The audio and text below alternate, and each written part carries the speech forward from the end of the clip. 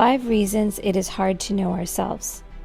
There are more than 5 reasons why, but here are some that apply to most of us. Number 1. Much of what we do is unconscious. We are hardwired for self-forgetting. It is much more demanding for the brain to stay conscious in every single moment of our feelings, intentions, and behaviors.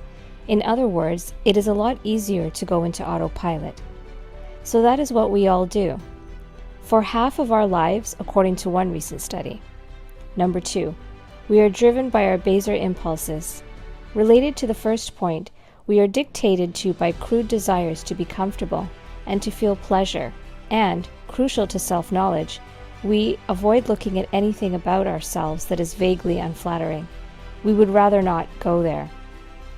Our unconscious houses desires and feelings that often challenge a more comfortable vision of ourselves. If we look too closely, we might realize that we are in careers or relationships that are unsuited to us. We resist finding out too much about ourselves because it shatters the short-term peace we're addicted to. Number 3, we don't value it.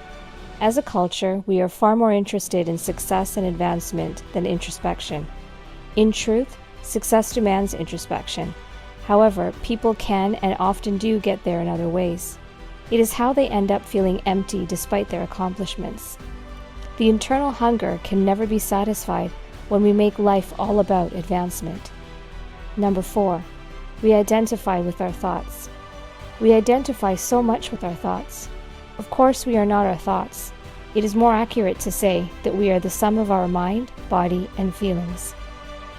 Believing we are our thoughts guarantees that self-knowledge remains at arm's length because we are only using one very limited way of knowing. Unless and until we work on identifying with the observer of our thoughts, we will struggle to get a broader perspective. It also makes connecting with others harder when we identify with our thoughts. We cannot get outside of our own perspectives for long enough to see their perspectives. Number 5. We are misled by our feelings.